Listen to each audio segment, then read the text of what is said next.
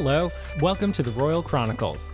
I'm Luke, and along with my co-host Hannah, we're going to be exploring the mystery and majesty of monarchy. Hi everyone. Big thanks to everyone who has been listening. If you were here with us for our first season, welcome back. If you're a new listener, we're glad you're here. If you are not already following us on social media, please do. We post a lot of interesting stuff if you want to keep up with what's going on the show, with what we have going on Patreon. We're on, let's run through it, YouTube, Instagram, TikTok, Facebook, Patreon. Am I missing something? Amazon Music and Spotify. Right. So definitely subscribe, follow, like, share. You know how it goes. But Luke, you're back. Yes, finally. Finally. I kept saying I was going to drag you back, and you're here. The holidays were busy Yeah. at work. So, yeah. But I'm back now for season 2. Season 2. So you want to get us started today? Yeah. So this is season 2, episode 1, The Princes in the Tower. To everyone who was with us for last season or has subscribed, welcome back. And to all of our new listeners, thanks for finding us. I hope you enjoy this today. Mm-hmm. So you want to talk a little bit about, because I know it's been kind of in the news, but it's not random for us in the sense that we've kind of touched on this very briefly in our very first episode ever. Yeah, way back. After how many hundreds of years, there's been an update in the news. So we thought, let's get more in depth on this topic. Yeah, so recently a documentary was released by the same team who were searching for Richard III way back in the day, and they've started a new investigation into the Princes in the Tower. And this is Philippa Langley. Yes, and the Richard III Society. Mm. Was it the society also, or was it just her and... Because in the documentary, I remember her saying that she kind of put out how did she put it, an SOS for help, kind of the way that it's portrayed that she did with Richard III, but they didn't mention the society. Yeah, I'm not sure exactly their full involvement. I know that they were very involved in the first investigation and support in getting, that space unearthed and, looked into. But I'm not sure their full involvement with this. I'm pretty sure she's at least using their network socially, because she's gotten help from several individuals from all over Europe who are specialists in the time, who seem to be pretty familiar with the rest of her work. Well, and I heard that there was over 300 people that were assisting in this project. But not to get too far down the road, because because you're so good at this, why don't you recap what is the Princes in the Tower? What is that? All right. So the Princes in the Tower refers to two princes, which is a little bit deceptive because at the time they were both placed in the tower. One of them, the older brother, was actually technically king, so he should be the king and prince in the tower. Been crowned, he had not been crowned, but his father had died, and until his uncle declared him illegitimate, he was considered the new king. So they were the sons of the Yorkist king at the time, and their father had died suddenly of an illness, which is surprising because there had been so many wars and battles that he had been involved in that he just suddenly died of an illness. And there was a considerable amount of confusion at the time, figuring out what the next step was going to be, because you had different factions at court that didn't really get along with each other, but they were all supporters of the king. So you have the Queen's family and all of their dependents, and then you have the king's brother, Richard III, and his people, mainly from the north and from away from London. And then you had sort of I guess you'd call them the king's inner circle, his best friends, the people that he fought with and grew up with. I just had a thought when you said people away from London to the north. Could you say, and this is so ridiculous, I can't believe I'm saying this. Could you say that it was almost the takeover of, how do I put this? The aristocratic rednecks of the time? You could almost say that, yeah.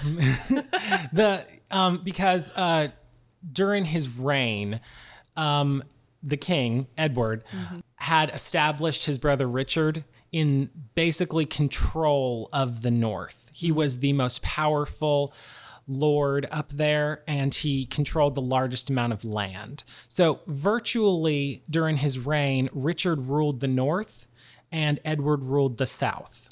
Okay, so, and in the sake of time, we go much more into that part of the story with Richard and everything in the first episode. So I encourage everyone, if you want, more details down, that line of the story, definitely go back and check out the first episode.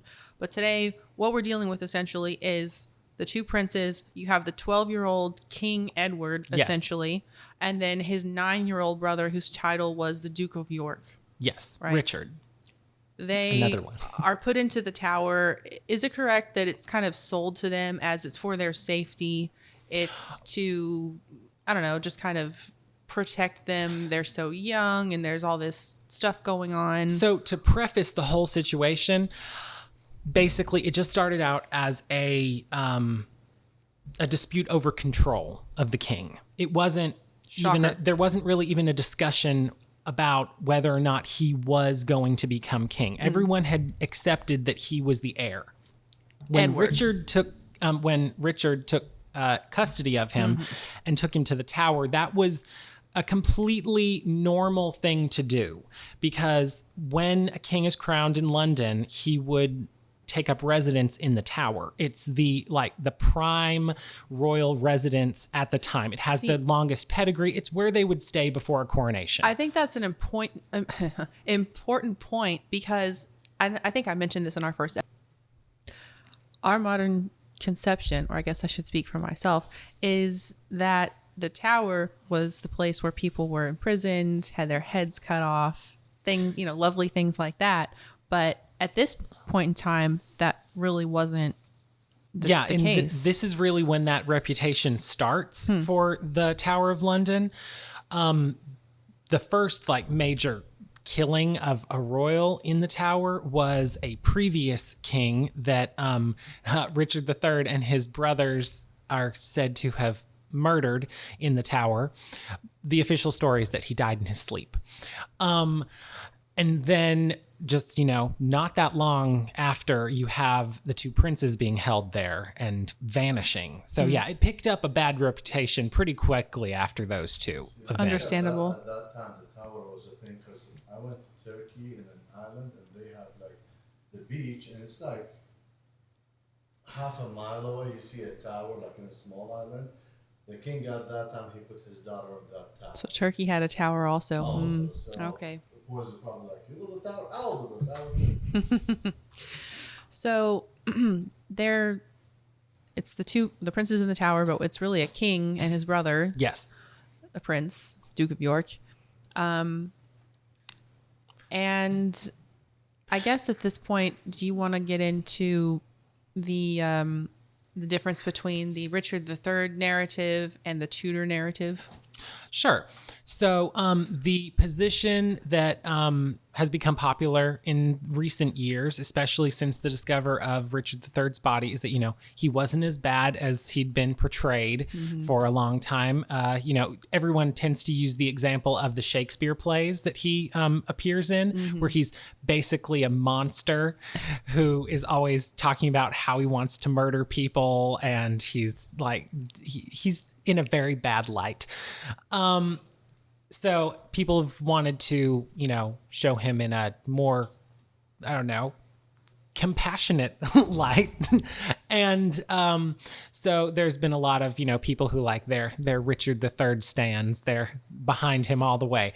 But then the traditional narrative, basically from the Tudors onward, was that he was the younger brother of a king who was just so ambitious that he decided, hey, I'm going to kill these two children. They're my nephews. They're in my way. Right.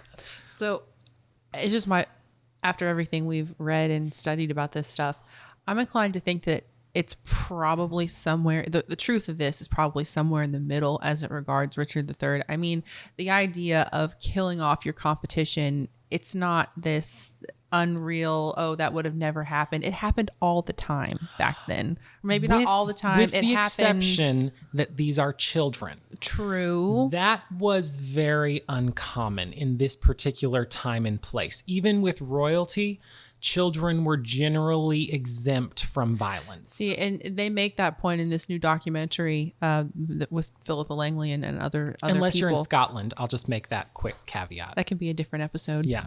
Yeah, I know what you mean. Yeah, they mention, and it's probably true, the idea of, murdering children was just not something that was done pretty much at all. And also, there's just a lot of very strange occurrences that happen around this event. So to kind of set it all up, basically the older of the two princes, Edward, was the king. The king. He was in Wales at the time his father died. So on his way to London from Wales, he was intercepted by Richard and his supporters and taken into his custody. Refresh my memory. He's 12 years old. Who was the regent at this time? So Richard is the trying to remember the exact term used, but basically the Lord Protector. Is that what it was called? Sort of. We're getting to that part. So he was the one responsible for the Prince Edward, the king. But he was supposed to rule the country in cooperation with a regency council that was made up of other close friends of the previous king. So he wasn't given full regency, but he was given the prime spot on the council. He was the I don't know, the chairman of the board. Basically, Okay. yeah. So he takes custody of the king, and the queen, the mother of the prince or king. It's confusing. We need to pick a term. Yeah. Anyway, she immediately felt threatened by this and felt that her children were in danger. Understandable. She had already lost one, and her brother and another one of her sons from a previous marriage had been basically captured by Richard when he took custody of the king. And she and the rest of her family felt like this was a very hostile move. So she immediately takes herself and the rest of her children into sanctuary in Westminster Abbey, which had been her traditional move when things got dangerous, because she could go in there and no one could touch her for a reasonable amount of time without incurring the wrath of the entire Catholic Church and most of the lords in England. So that immediately tells everybody who's watching something's not right, because the queen just went into hiding like she did when her husband had been deposed. And to everybody who's looking on, the uncle coming in and taking custody of the king to, help him and protect him and get him ready for his coronation, that seems natural. But the rest of his family is acting in a very threatened manner. So that starts to, make people a little bit suspicious and nervous. So Richard gets to London. He puts the king into the Tower and begins preparations for the coronation, or at least he puts on the appearance that he's preparing for the coronation. Preparing the coronation for Edward. Edward, yes. And he opens up negotiations with the queen, trying to convince her to come out of sanctuary and to bring her other son, the younger Prince Richard. And she's not having it. They continue on this sort of, come on out, everything's fine. I'm not going to, I'm not your enemy. And during this time where it's sort of a stalemate, something else happens. During a council session with the other members of the Regency Council, Richard accuses one of them of treason and witchcraft, oddly enough, just like throwing that in. and without a trial and without any kind of preamble, hauls him out onto the Tower Green, like right in front of the Tower of London. This is like in the center of the city, and beheads him immediately. No trial, no witnesses, just he accuses him and has his guards take him out and kill him. So that has turned everything up again. So you don't hear that coming from the Richard III Society. You don't. But I mean, there's all sorts of counter arguments to that. People saying that he, that there was a conspiracy, that they were trying to kill him and he was just acting first. It's all difficult to really make out what was really going on. But, as you say, even if that's all true, it's a completely different scenario argument when you're talking about these young boys. Yes. Just because he killed some, rival or whatever it was, a grown man, doesn't mean it's not, therefore, he's guilty of this also with these kids. Exactly. They were like 9 and 12, right? Yeah. Yes. Mm-hmm. They were playing baby shower. Yeah.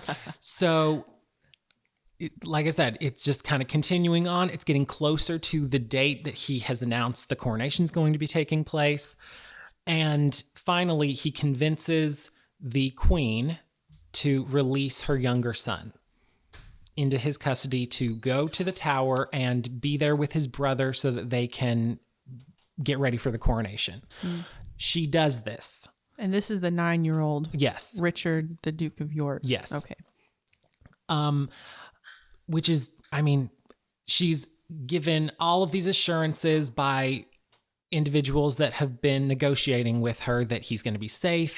This is all normal. We're not, trying to steal anything from you or from your children. It's all okay. And so she does. But then virtually immediately after the Duke of York has been taken, there's an announcement that all of the children of King Edward and the Queen Elizabeth, are all illegitimate.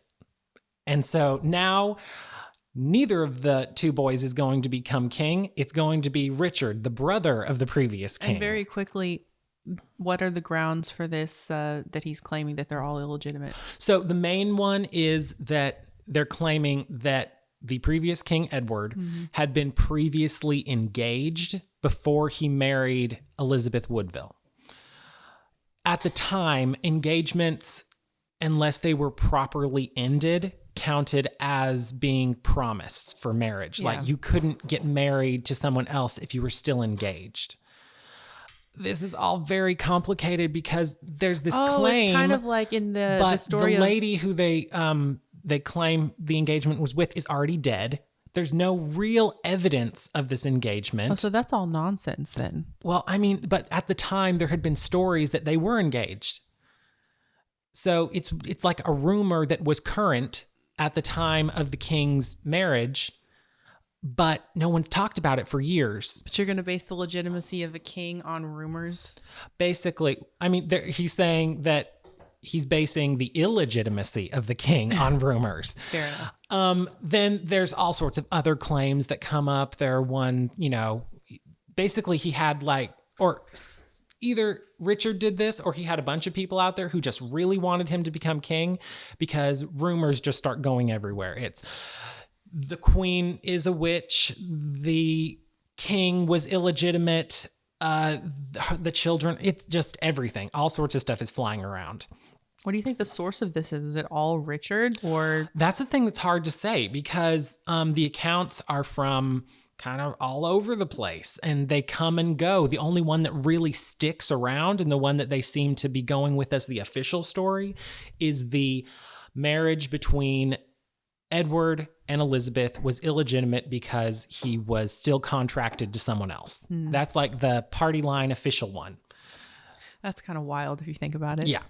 So then after this announcement, there is a coronation, but it's for Richard III, their uncle, and neither of the princes appear, which is very odd. You would think that they would need to be present so he can show people, okay, they are not the legitimate heirs, but I have control of them. and, this isn't a threat. I have the situation handled. But they don't appear, and no one sees them. And they never left the tower that we know of, not in any official way. There was an attempt by their mother's family and partisans to break them out of the tower, but it didn't succeed. So really, somewhere in the middle of July, they vanish, and no one knows where they went or what happened to them. Right. I think, as I recall, they were last seen alive in the fall, autumn, sometime in 1483. Yeah, 1483. And that's it. That's it. And so, as with the Richard III story, it's been hundreds and hundreds of years. There have been so many different stories and narratives and different sides. You have the Richard III supporters, and then you have all the Tudor propaganda and all that goes on. Okay, and now we're in the year, well, this was actually a couple days ago, 2023, but there's something of an update to this story. As we mentioned earlier in the beginning, with Philippa Langley very famously found with Richard III Society, the remains of Richard III in the parking lot and all that. So she kind of has been on this mission for a few years now to uncover the truth, quote unquote, of what happened to these boys. And also part of that is that, like, the whole story that the Richard III Society and Philippa Langley are the supporters of and the spokespeople for is that he wasn't the monster that is portrayed, and that he didn't do all of these things, all these crimes that haven't really been proven. They're just, claimed. Yeah. And this is the big one, that he murdered 2 children who were his nephews that he was supposed to be protecting. That's like the keystone of the he's a monster story. Well, and understandably, if he did, then yeah, he was. And Yeah. there's no reason to make apologies for him. However, I think we should also, just kind of go back into the whole, I forget the exact year. It was the 1600s. You had King Charles, not the current one, obviously. And when they discovered Charles II. Yes, Charles II. Discovered the 2 skeletons under the staircase in the tower, presumably those of 2 children. And I believe it was in the 1930s. They didn't have the technology we do now, DNA and all that, but with the technology they had at the time, they determined that it was the remains of a 12-year-old and a 9-year-old. People have, now say, well, how could they really know that? Especially back then with what the tools they had at their disposal and all this. Yes.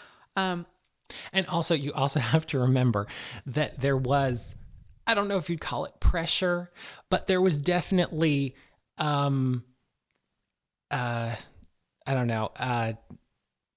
an emphasis that this is who they were. They had already been buried under the names in official tombs. I mean, it's like they had already decided this is who these skeletons are. They went into the situation already believing that that's who it was. I mean, I'm not claiming that as far as the actual investigators go, but everything surrounding it just was, all seemed like it was pretty settled already. And this was just kind of let's go and look at the bones and see what we can learn with our new technology. Mm-hmm.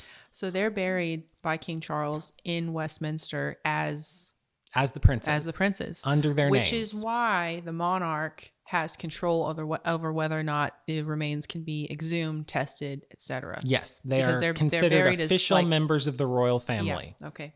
So that brings us to today. Now, to everybody listening, if you haven't, I very, very much encourage you to go to, as far as I know, it's still on YouTube. The full documentary is posted on there. I think it's about an hour and 20 minutes. To American listeners, I know that they aired it on PBS. However, that version was, it was edited for time, so it's not the full thing. And I figure, why waste your time on that? So if you want to, go watch it. That's the whole investigation and everything that was turned up by Philippa Langley. But I guess we could talk about what they refer to as the smoking gun. or I think there's actually two of them, if you will, two documents that were turned up by some of the 300 some people that were assisting in this investigation. One of them was found deep in the archives of someplace in Dresden in Germany. And it's supposedly a pledge from Richard the Duke of York, the 9-year-old, to pay however much, I think it's like the equivalent of £2 million in today's money, to Duke Albert of Saxony. And it supposedly includes his signature and an intact royal seal. Yes. So it's technically a loan document. He's requesting this money and giving assurance that he will repay it. Right. Then there's another document that's dated 1493. Oh, also one thing. At the time, he wouldn't have still been 9. He would have been in his early 20s. Well, by the time this part's happening. But the one that everyone thinks of as the 9-year-old in the tower. Yes, the younger prince. The younger brother. Then there's another document that's dated 1493 that was found in Holland. Keep in mind that this is 10 years after the last time these boys are seen. It's written as a first-hand account from the younger prince. And they talk about this a lot in the documentary, and they, kind of read what is said and all of this. And it's like this first-hand account that I am, Richard the Duke of York, and I'm from here, and I'm this and I'm that. And I mean, I don't want to get into all the details that they talk about on there. Best to just go kind of watch firsthand. But it's interesting because it's one of those things where, it could have, in theory, been someone who, someone else. An imposter who wrote all that and whatever. But they're, from the evidence they present in that documentary, they're very convinced that it's very likely authentic or real. Well, to also clarify that in the documentary, the things that they're referring to when they're talking about this is an authentic document, they are not saying that the document is authentically from who it says it's from. They are saying that it is an authentic document to the time and place from which it has come. Which is different. I mean, the idea that that couldn't have happened back then. Someone couldn't have pretended to be. I mean, that's ridiculous. Yeah. So it's authentic, but the question is still, is it an authentic forged document? Mm-hmm. One of the key parts of this document is in it, whoever wrote it, whether it was Richard or not, it talks about how he was made to shave his head and put on kind of like peasant, raggedy, whatever clothing. Basically a disguise so that he could get out of the tower and out of London unnoticed. But it details apparently how they were or he at least was taken to Europe and then eventually to Ireland, where he was anointed. So part of this narrative is that at some point late, 10 years, however long it was after they were last seen, he was, made king in Ireland. And then, that is referring to one of they're always referred to as the pretenders, but there were several individuals claiming to be either the princes themselves or other members of the House of York and attempting to claim the throne. This particular one, there's evidence that there was some form of anointing or coronation that happened in Ireland before the attempted invasion of England.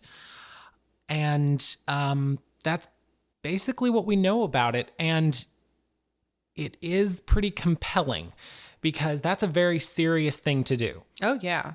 That's it, because anointings or coronations, they are a religious ceremony. So you're taking on a whole different dimension of responsibility when you're committing to something like that. Right. So it's not just political anymore. It's very much getting into that mystical part of royalty where it's bound up in this is supported by the church. This is divine right. All of that kind of stuff is connected in there. It's the monarch pledging themselves to God and their people. I mean, Yes. that's as you say, that's very serious. It's a very, even to this day, I mean, they talk about that in the most recent coronation, that it's a religious service, that it's treated as such. It always has been, essentially, especially if we're talking about the UK. So yeah, that it's interesting that I've heard of this story before. I had never heard of an anointing happening in Ireland with someone claiming to be one of these boys. Oh, really? No, I really hadn't. I had a cursory knowledge of this event. And another thing to remember is that Ireland, in this time, they were very strong supporters of the main branch of the House of York.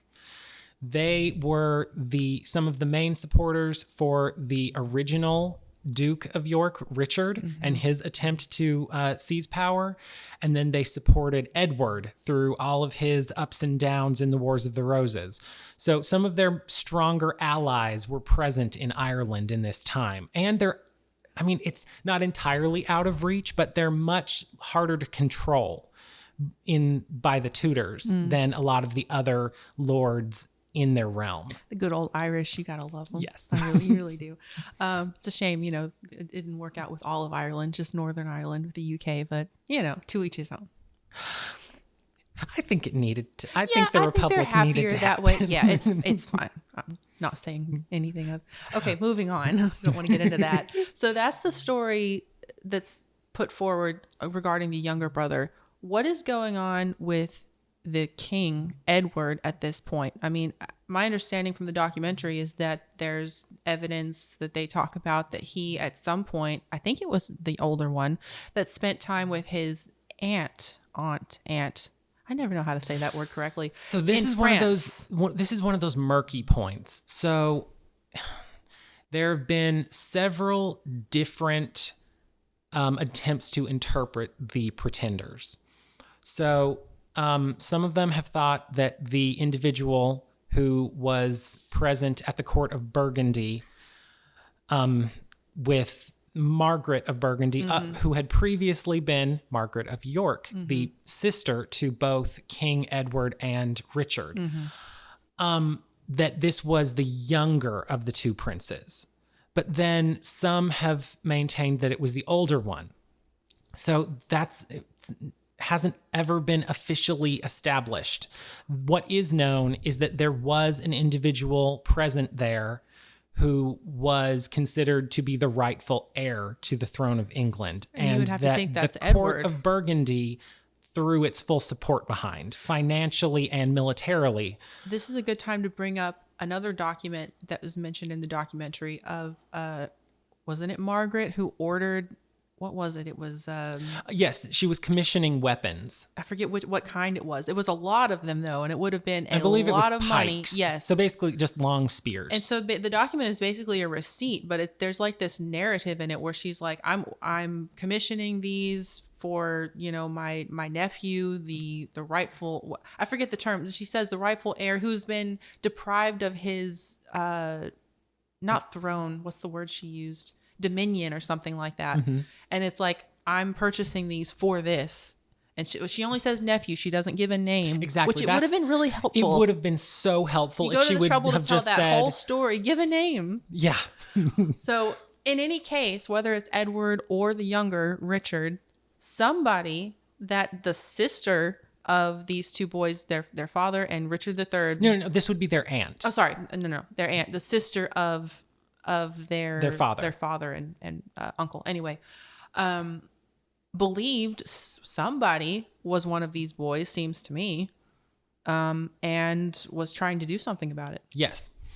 So, like I said, it's if only somebody had just, written like a full statement and published it at the time. Who's that to would be say they so didn't convenient. try and it didn't work, or it's been destroyed since then. You don't know. That's possible, but just to put this a little bit in perspective, the court of Burgundy is in France, but it's a very independent region. And at the time, it was still very much its own thing politically and even militarily. So Margaret really, if she wanted to, she had the kind of public space to say whatever she wanted, and the Tudors couldn't stop her. They could declare war or something, but they'd have to invade France.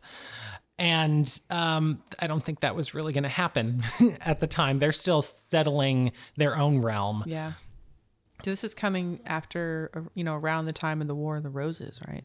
This is the end of the War of the after, Roses. but I mean, they've been through all that, and we yes. know what kind of a rat's nest that was. So, yes. Yeah. So they're still shoring up their own position. I think we should mention that, and this is another thing that I didn't know until I kind of got deeper into this story, is that not only were there 2 bodies found under the staircase in the tower, there were also 2 mystery bodies of children found on the grounds of Windsor. In the crypts. Yeah. Yes. And so people, makes sense if you're going to test one set, why not the other? So there are 4 bodies of what appear to be children, and we in reality we have no idea who they are. Yes. Or were. The Windsor bodies are also mysterious because of 2 reasons. First, the vault that they were in was sealed. It was just walled up. So nobody knew it was there. Everyone just thought that was a wall. But they were doing some renovations in the crypts, and they discovered a whole nother vault down there. The second part that was weird was, the part that's weird about that, which is probably obvious to everyone, is you build a structure and then you cover it up for no reason. That's odd. That's a lot of effort. Then the other thing that's weird is that the bodies were found inside tombs that were marked with the names of individuals that we already know where they were buried. Interesting. And it's not here. They're buried somewhere else. So we are pretty sure that these are completely mislabeled and that this place was built. Then these tombs were made for these 2 other individuals, and they either were unused and then they were used for others, or this crypt had just been built and they suddenly needed to hide something. So they put the bodies in there and walled it up. It's really strange. We don't know why any of this happened. There's a lot of odd things in this story. So far as I know, they haven't found any documents referring to it. And that's odd because, you would have had to hire masons. You would have had to, had work orders. All that kind of stuff happens when you're repairing palaces. And so far they haven't, or at least to my knowledge, no one has found any of that. And just to point out, the first set of remains under the staircase were discovered sometime in the 1600s. Yes. The ones in Windsor, it wasn't until the 1700s. So a good 100 some odd years later, they discover these. And people have claimed that both sets, I mean, not all 4 of them, but, one set at a time are the princes. Yeah. Or king and a prince and all that. So do you remember how in our first episode we were just kind of speculating as to whether there might be a policy change as to exhumations and DNA testing and things like that? Yes. Okay. So there's an article by The Sun that's talking about what we've been discussing, The Princess in the Tower, the documentary, new evidence, etc. And there's a line in there where it talks about how we already know that the late queen never gave permission to do that. She blocked it. It was not, I think, as you put it, her sentiment was let them kind of rest in peace sort of thing. Yes. But there's a quote that says that it has been reported that King Charles takes a different view. As we've kind of talked about, that was my inclination to begin with, because it's just kind of, it's in his wheelhouse of interest, if that makes sense. Science, discovery, technology, that type of stuff. Academic studies. Yes. Which would be great for this story, because can you imagine, after all these hundreds of years, you could be the one to finally figure out whether or not, or figure out what happened to these people that everyone's been talking about for all this time. And it kind of, I don't want to say it opens a can of worms, because that's not really true. If you took it to the extreme, you could say that if the oldest, King Edward, really did survive, then I don't know, it might be a little dramatic to say that, was it Henry VII was, I don't know, not a rightful king or something. Well, if you're a Yorkist, he's automatically not the rightful king. I mean, I get that, but now if you have this physical evidence, that he was, and then if it's true about the younger brother that he was anointed and had a coronation and all that, I mean, that's a huge change in history if you really think about it. Yeah. And I realize that if they test these bodies and determine that they're not the princes, that doesn't mean therefore that these other people who claim to be them really were them. I get that. You're just eliminating some possibilities. It makes it far more likely, does it not? Yeah. It's very interesting. It fascinates me. I've thought about it a lot. Because part of what has lately made this such a big, historical mystery is that there's so many possibilities and there's so much contradictory behavior at the time. So it's just weird things, like they didn't show up for the coronation. They just kind of vanished. I mean, if they had died, it's standard practice to show the bodies. I mean, if they had died of natural causes, or even if they'd been murdered and then they tried to make it look like natural causes, they still would have shown them so that people would know, okay, they're dead. Yeah, it would have been a lot easier for Richard, you would have thought, the third. But they just disappear and there's no explanation. And then after they disappear, their mother suddenly comes out of sanctuary with all her other children and puts herself under the power of Richard, which if he had murdered her sons, why is she doing that? Yeah, it's really strange. It's not rational. A lot of the things that went on, not to me anyhow, so it's difficult. I can see how it's gone on all honestly, this time. It's so much information is missing. We need to know more to understand what these people did.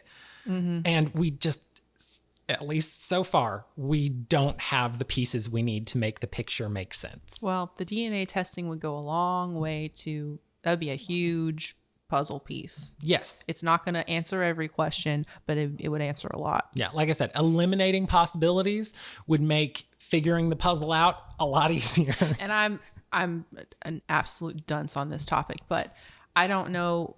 I know that it can be done. I don't know if it depends on the age of the remains, but like not only could they determine pretty much who they were, but I assume at some point they'd be able to determine how they died. Possibly. It's possible. I mean, these are very old remains. If the evidence can be found on what's left. So that would be extremely interesting and another important piece. It would. Because let's say they died from some disease. Well, there you go. That it would be pretty apparent. Or if there's evidence of some, but I think about the testing they did back in the 30s, and you would think, the science, I don't know the technology, how it worked, but I would have thought if they would have died from some kind of, if there had been like signs of, I don't know, injury or something like that, they would have seen it. Possibly not, though. I mean, that was a long time ago. So some kind of trauma or whatever.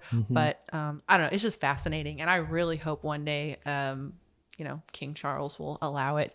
I'm thinking if it's going to happen, it's going to happen sometime soon because there's a lot of momentum. It's in the news. People are talking about it. And the argument is kind of like, why not? Why not? What do you have to lose, really? So yeah, that's it's really interesting. It is. Didn't you tell me before we got started on this today that there was some poll recently that in the UK that this is the most, what is it, mysterious story so or there something? was a poll a couple years back about like the top historical mysteries in the history of Britain, and The Princes in the Tower was number one. Well, I can understand why. Yeah.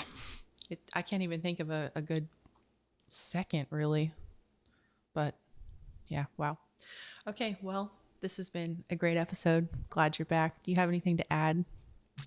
Well, it's good to be back. Yeah. This was fun. Yeah. On this day in royal history, which I haven't done a lot lately because I decided it didn't make sense to just throw random, sometimes uninteresting facts just for the heck of it. And some days, believe it or not, I couldn't find a single event tied to anything to do with monarchy or royalty. But today is January the 10th, and it wasn't today, but yesterday on the 9th is the birthday of the Catherine, the Princess of Wales, who Very cool. I'm a big fan of. Love her. She's wonderful, I think. So that's the on this day in royal history.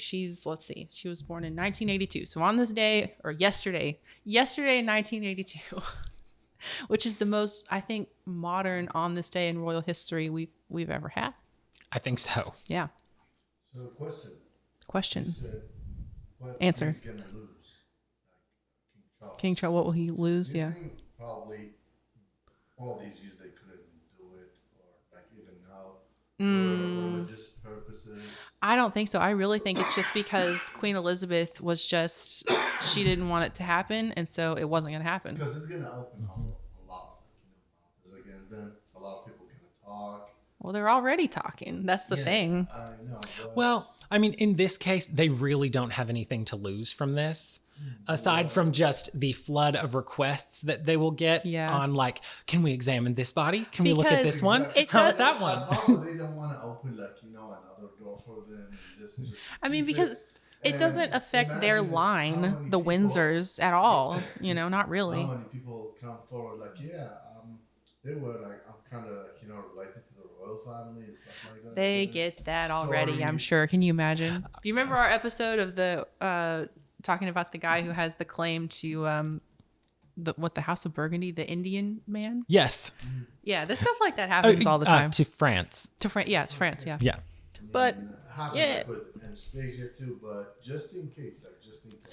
Well, this is so far back that it really doesn't affect them, especially since they're also related to all of the heirs from this time period. Isn't that So- crazy to think about? But Yeah. for Charles, maybe it's like a lot of people will like it, but you think he doesn't want to risk it, like since he's been waiting for a long time to be a king. First thing people will go against him. My opinion Maybe is the it's. church does not approve it. I mean, I guess that could be. Maybe There's a lot the of archbishops stuff. are I kind of know, like That's possible, but we I don't- mean, there's been plenty of exhumations. that's true. Also, yeah. In the Anglican Church, I don't know. My theory they don't have an is official position against it. probably in his with everything that's going on. It's probably very low on King Charles' Radar, list of yeah. things to deal with. So, but as I said, this would be a great thing when there's other things going on, let's say with the family, and I won't get more into that. We talk about it on Tea and Shenanigans. This would be a great kind of distraction. It's a neutral distraction that's interesting and it's not super controversial, not really. Yeah. To take away from any other drama that's going on. Kind of that's how I hey, would look, use it. There's this historical thing, Yeah. and it's cool, and it's We just solved the mystery royalty. of hundreds and hundreds of Yeah, years. all that kind of If stuff. this happens and they do it and they found out it's not their actual kids. Yeah, then you have to the presume that investigation they is gonna happen, lived. and, Mm-hmm. yeah. I think it's all they should. They absolutely should do DNA it. test all over Europe. Yeah. It's like, It would be so like, Yeah. COVID test, like, hey, we're gonna test you. You don't know, like, what people gonna do. A lot of people will just like do it for fun, like for a kick, and Yeah. will prank the government. The government gonna like do those tests for free. Heck, You why know? not? It could be an expedition. Is that the right word? That's gonna cost the government a lot of money too. And people will be like, yeah, let's do it. Yeah, yeah, yeah. Again, excellent distraction. Yeah. Anyway, okay, so this has been great. Let's say back in the saddle now that because we discussed it in the last episode, now that we're done moving and you and I, Luke, are, we're closer Yeah. together Don't now. have to drive as far. It's going to be a lot easier to do this on a more regular basis. And the holidays are over. yes. So that makes me a lot freer. Oh my gosh, yes. You guys were really busy, but it was fun. It was great. First holiday season at your shop. Yes. Which reminds me, we're gonna be making some content at the shop coming up pretty soon. Yes. By the time this episode goes up, we might have already done it, but we'll see how it goes. I teased it in the last episode.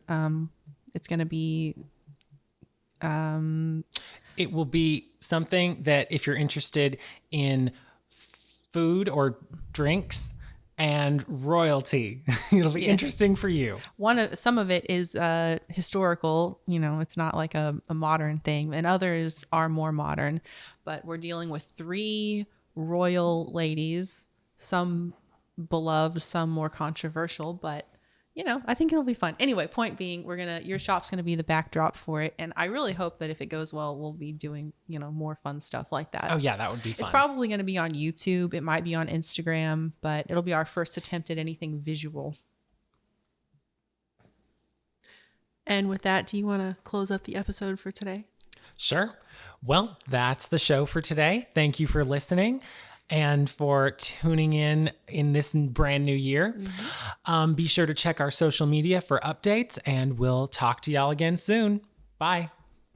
The Royal Chronicles is written and produced by Hannah Mohana and Luke Haney. Executive producer Mustafa Mohana.